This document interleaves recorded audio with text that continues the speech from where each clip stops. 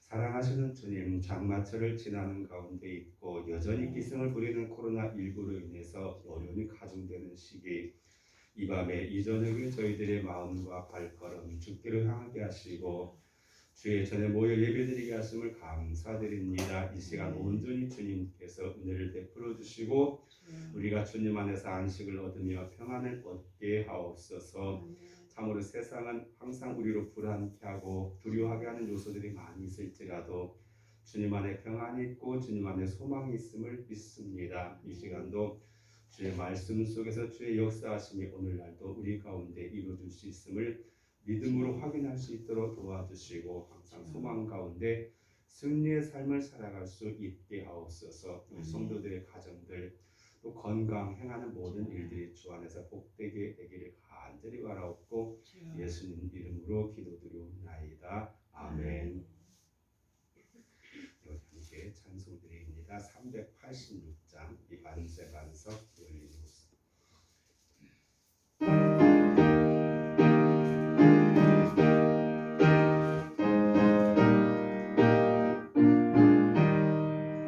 반세 반석 열린 곳에 내가 숨어 있으니 원수마귀 손 못 대고 반락 공파 없도다. 반석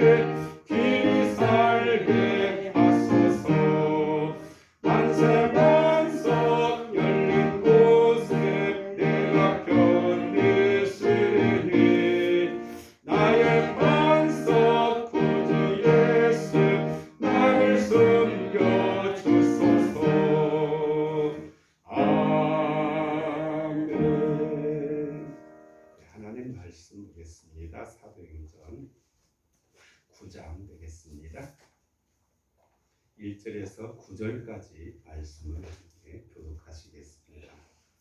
사도행전 9장 1절에서 9절까지 말씀. 사울이 주의 제자들에 대하여 여전히 유혹과 살기가 등등하여 대제사장에게 가서 다메섹으로 회당을 가져가 공문을 전하니 이만하여 그들을 따르는 사람은 남녀를 막론하고 결박하여 예루살렘을 잡아오려 하며 사울이 길을 가다가 다메섹에 가까이 이르더니 호련히 하늘로부터 빛이 그를 둘러 비추는지라. 땅에 엎드러져 들음에 소리가 있어 이르시되 사울아 사울아 내가 어찌하여 나를 핍박하느냐 하거늘 대답하되 주여 누구시니까 이르시되 나는 네가 핍박하는 예수라. 너는 일어나 안식으로 들어가라 내가 행할 길을 내게 이를 자가 있느니라 하시니 같이 가던 사람들은 소리만 듣고 아무도 보지 못하여 말을 못하고 서 있더라. 사울이 땅에서 일어나 눈을 떴으나 아무것도 보지 못하고 사람의 손에 끌려 다메섹으로 같이 들어가서 있습니다. 사흘 동안 보지 못하고 먹지도 마시지도 아니하니라. 아멘. 네, 오늘 본문은 짧은 본문이지만 기독교 역사에 있어서의 한 전환점을 이루는 아주 중요한 사건이 바로 바울의 회심 속에서 이루어지는 것을 볼 수 있습니다. 우리는 세상을 살아가면서 깨닫는 것 중에 하나는 사람이 변화되기가 참 어렵다라는 사실을 우리가 깨닫게 됩니다. 특별히 가까운 사이, 부부든지 또는 자식이든지 또는 친구든지 이웃이든지 오랫동안 사람의 나이가 들어가면 들어갈수록 점점 더 자기 어떤 자아가 강하게 되어지고 자기 생각, 자기 사상들 잘 바꾸지 않습니다. 내가 옳다고 하고 그 일관되게 가는 것들이 많이 있는 걸 보게 됩니다. 그래서 이 사람은 그런 사람, 저 사람은 저런 사람, 그렇게 우리 나름대로 평가하고 우리가 나름대로 대처할 수밖에 없게 되는 거죠. 불편한 대로, 어려움은 어려운 대로 하면서 우리는 나름대로 거리가 있습니다. 나 당신이라고 하는 말핀 부부가 쓴 책을 보면은 사람과 사람과의 관계 속에 이 간격들이 있습니다. 간격. 그래서 얼마나 이게 가깝게 있느냐에 따라서 이 사람은 이만큼, 저 사람은 저만큼 이렇게 다 있게 되는데요. 이 간격이 다 있는데 오늘 성경을 통해서 보니까 바로 예수님 안에서는 어떤 일이든지 일어날 수 있다. 얼마든지 변화될 수 있다. 라고 하는 그런 새로운 소망과 기회를 갖게 하는 사건이 바로 사울의 회심이 아닌가 이렇게 생각해 볼 수 있습니다. 오늘 1절과 2절에 보면 사울이 주의 제자들에 대하여 여전히 유혹과 살기가 등등하여 대제사장에 갔다. 그래요. 사울이 가지고 있는 생각, 그의 사상, 그의 사명은 이 땅에 저 그리스도인이라고 하는 이 사람들은 없애야 되겠다. 그들이 아주 암적인 존재가 돼서 유대인들에게 큰 위협이 되어지고 유대 나라를 혼란에 빠뜨리는 요인이라고 생각해가지고 아주 그들을 없앴는데 과거에 스데반의 일에도 그는 함께 동참했던 사람이므로 이런 사람들은 없애야 된다고 생각해가지고 그런데 그에게 하나의 새로운 정보가 들어왔습니다. 그 정보는 다메섹이라고 하는 것, 지금 이름은 다마스커스라고 하는 곳인데 아주 오래된 고대 도시입니다. 아주 그 시리아의 수도인데 중요한 도시죠. 거기는 예루살렘보다 훨씬 오래된 그런 기원전 한 3,000년 이전에도 도시로 있었던 아주 중요한 지역입니다. 근데 바로 그곳에 흩어져 있는 기독교인들이 그곳에서 모여서 모임을 갖는다라고 하는 정보를 가졌고 그는 그 일에 대해서 상당히 좀 떨어져 있지만 상당히 떨어져 있습니다. 예루살렘에서 거기까지 가려면. 그런데 대제사장이 가가지고 그는 허가를 받습니다. 여러 회당에 가져갈 공문을 청합니다. 유대인들이 있는 곳에는 그들이 포로기 이후에 이제 새로운 변화 중에 하나는 각 지역마다 유대인이 있는 곳은 외국 같은데도 회당을 지어놨어요. 당시는 로마 제국 속에 있었기 때문에 유대인 10가정 있는 곳에는 회당을 만들어 놓고 거기서 그들은 모임도 갖고 또 교육도 하고 하나님께 제배도 드리고 하는 그런 형식이 바로 회당이었습니다. 바로 그곳을 가서 이제 정식으로 모든 곳에 수사할 수 있는 협조를 구할 수 있는 그런 공문을 받았습니다. 그리고 그곳에서 또 이제 그 도를 따르는, 여기서 말하는 그 도는 바로 예수 그리스도의 도, 예수교라고 할 수 있는 그런 만나면 막론하고 결박하여 예루살렘으로 잡아오려 한다. 원정까지 가가지고 그들을 잡아오려고 그런 공문을 청할 정도로 그는 사이가 등등했다라고 말씀하고 있는 거죠. 어떤 의미에서는 그런 그의 태도 속에서 유대인들이 이 기독교인들에게 어떤 열등감과 또 두려움과 유혹을 느끼고 있는지 우리가 생각해 볼 수 있습니다.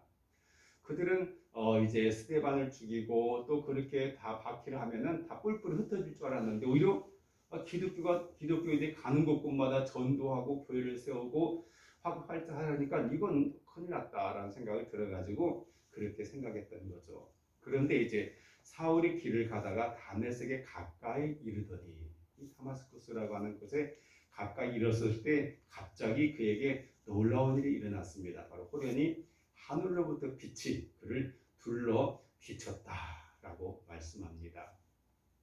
우리가 요한복음에 보면 예수님께서 자신에 대한 여러 가지 말씀이 많습니다. 나는 길이고 나는 진리고 나는 생명이고 나는 부활이고 나는 또한 생명이고 나는 양의 문이고 하여튼 그런 말씀이 많은데 그 가운데 하나가 뭐냐면 나는 세상의 빛이다 라고 말씀하고 있죠. 이 빛이라고 하는 게 우리가 사실 오늘날 우리가 사용하는 빛이 굉장히 많습니다. 이렇게 실내를 밝히는 이런 전기 등도 있는가 하면 또 낮에는 태양의 빛도 있고 저녁에는 태양의 빛을 받아 반사하는 달빛도 있고 또 우리가 병원에 가면은 엑스레이라고 하는 그런 렌트겐선도 있고 또 거기에 따라 다양한 것들이 많이 있습니다. 우리 눈엔 잘 보이지 않는 감마선도 있고 뭐 하여튼 다양한 그런 빛이 많이 있는데 여기서 말하는 그런 걸 초월한 바로 하나님께서 비춰주는 특별한 그런 빛이었다라고 말씀하고 있는 거죠. 그래서 그는 너무 놀랐습니다. 아니 훤한 낮에 이제 갑자기 이제 정오쯤 됐다고 말하고 있는 여기서는 안 나옵니다. 나중에 사대 이제 들어가면은 자기가 간증하면서 그 시기까지도 말씀하고 있는데 아주 환한 날. 그런데 더 강한 빛이 그를 둘러 비쳤다. 그래서 너무 놀래가지고 사절에 땅에 엎드려져서 있었더니 소리가 있었습니다. 사울아, 사울아, 그러면서 네가 어째 나를 박해하느냐. 아니, 정말 오늘 우리식으로 말하면 마른 하늘의 날벼락이죠. 아니 갑자기 환한 대낮에 더 강한 빛이 그를 둘러 비쳤을 뿐만이 아니라 그리고 갑자기 음성이 들리는 거예요.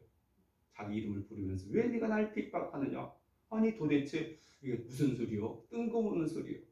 정신없는 소리고 정말 헛것 듣는가 싶을 정도로 그런 소리가 그의 귀에 들렸다고 볼 수 있습니다. 그래서 그가 할 수 있는 대답이 이거밖에 없죠. 주여 누구시니까?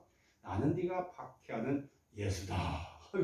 깜짝 놀란 일. 왜냐하면 예수는 이미 십자가에서 죽은 사람이고 지금 그가 하는 일은 그 예수가 부활했다고 전하는 사람들이 갖다 잡아 죽이는 것이 그의 사명을 생각했는데 아니 죽었다는 그 예수가 자기에게 나타나셔서 이와 같이 자기 이름을 부르고 왜 나를 핍박하느냐고 따져들 때 이 사울은 정말 완전히 정신에 요즘 젊은이 말로는 멘붕 왔을 밖에 없었어요. 도대체 이게 무슨 일인가?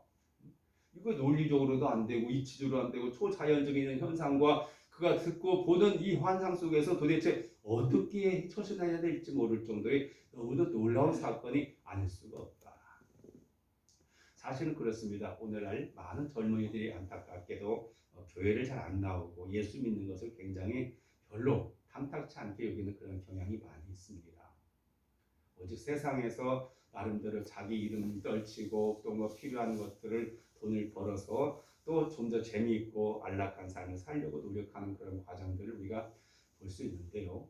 그런데 참 신이라고 하는 것에 대해서 별 관심이 없어요. 괜히 뭐 그냥 뭐 그런 거지 그게 어려운 게 어디 있냐라고 하는 그런 학교 교육을 통해서 진화론적인 그런 학습 속에서 그들은 거기에 거의 세뇌되다시피 되어졌기 때문에 잘 안 믿으려고 합니다. 어쩔 수 없이 그냥 부모가 다니면 끌려 나오듯이 나오고 뭐 이렇게 되는 거지. 과거에 우리 어른들이 했던 어렵고 정말 절박해서 여길 봐도 저기 봐도 둘러봐도 의지할 데 없고 기댈 데 없고 보이지 않는 하나님이라도 그분 통해서라도 뭔가 어제 얻고 알고자 했던 그런 간절함이 없어요. 그러다 보니까 많은 지금 젊은이들이 교회를 떠나가게 되고 무관심한 그런 상태에 빠져가지고 참 기독교의 그 위기가 아닐 수가 없게 되는데 바로 네가 박해하는 예수다라고 하는 음성을 듣게 되어졌어요. 그러면서 그에게 중요한 말씀이 나오게 되죠. 바로 6절에 보면 너는 일어나 시내로 들어가라. 내가 행할 것을 내게 이를 자가 있느니라. 하나님 예수님께서는 이 사울이 그동안 행한 일을 다 알고 계셔요. 스데반을 죽인 일과 또 이 예수 믿는 사람들을 어떤 마음가짐으로 그가 핍박하고 잡아들이고 고초를 겪겠는지 알고 있는데 예수님 오히려 그를 들어서 이 주님께서 원하시는 일을 하는 일에 사용하고자 하시는 걸 보게 됩니다. 우리 생각엔 도대체 말도 안 되는 일이에요. 그건 도대체 인정할 수 없습니다. 아니 믿을 사람을 믿어야 되고 시킬 사람을 시켜야지 어떤 그 사람이 아무리 없다고 하니 그런 사람을 어떻게 그런 일에 주님의 일에 쓰임받을 수 있게 하겠습니까? 오늘 우리 사회가 그렇지 않습니까?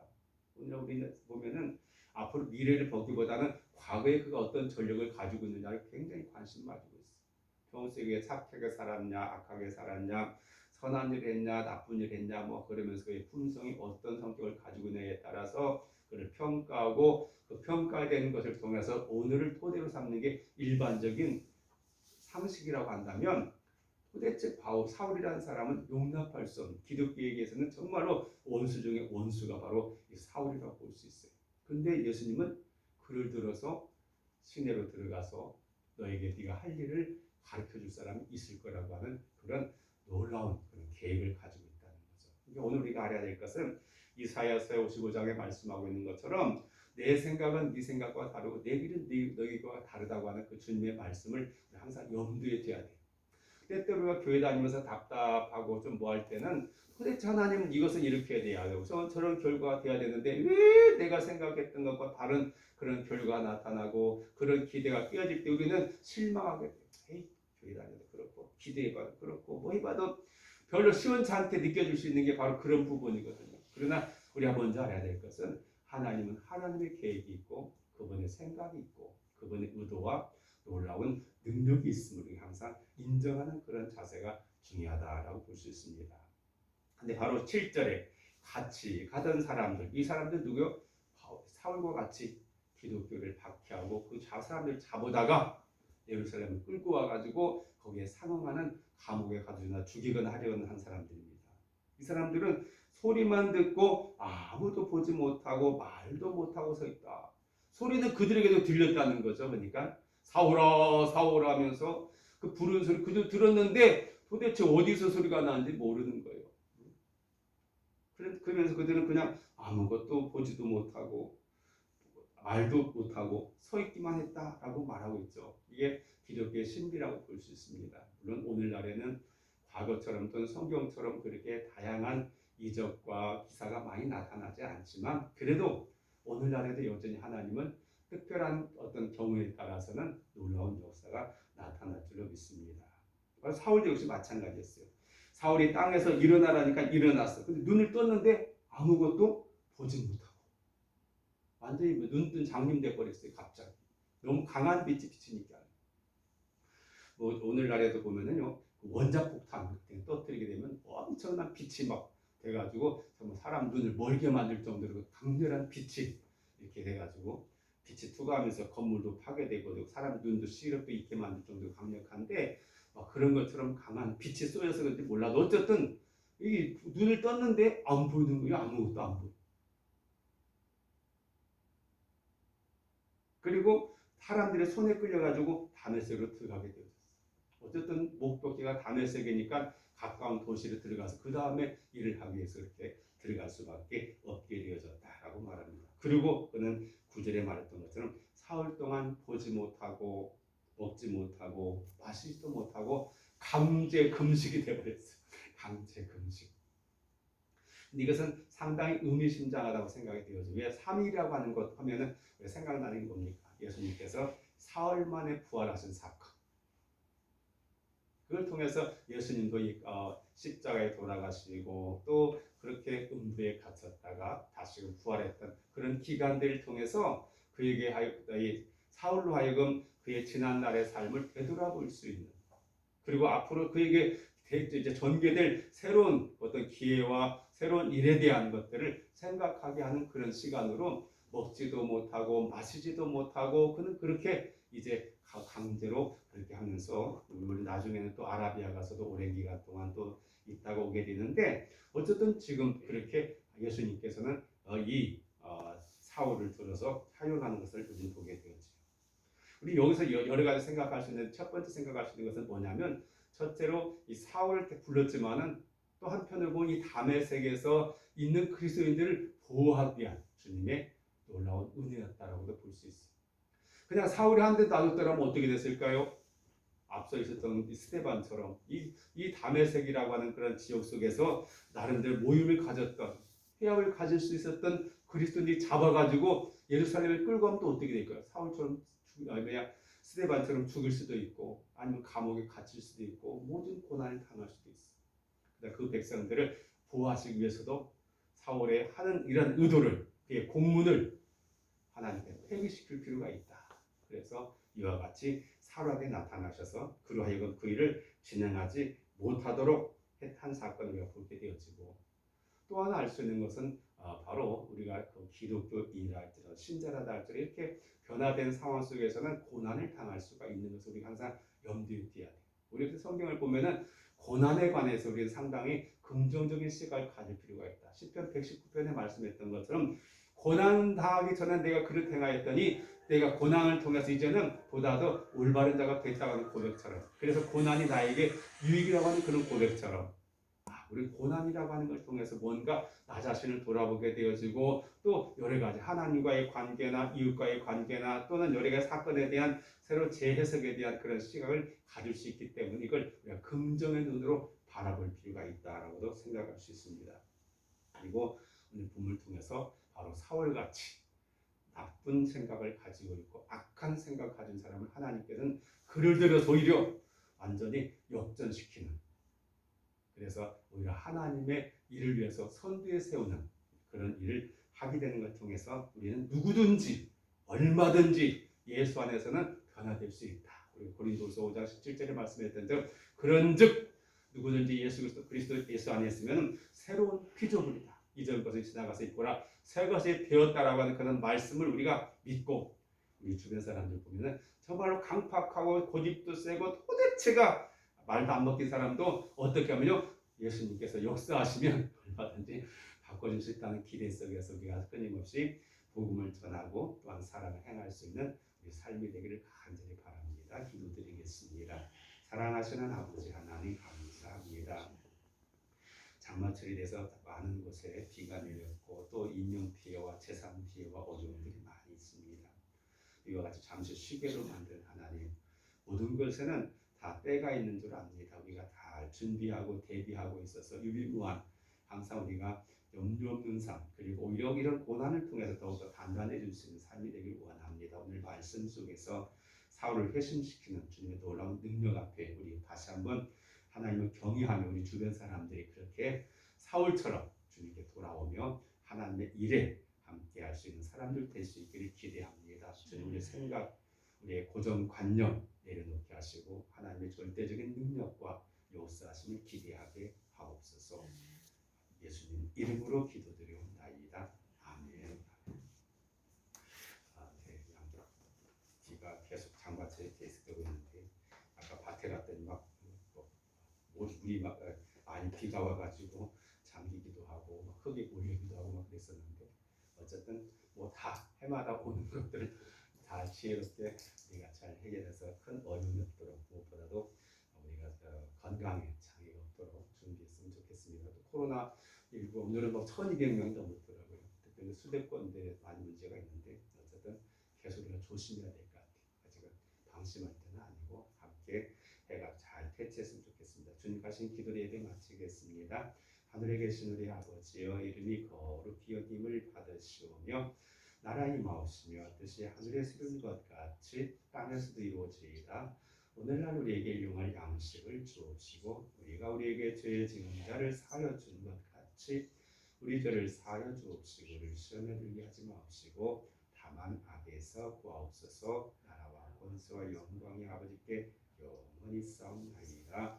아멘.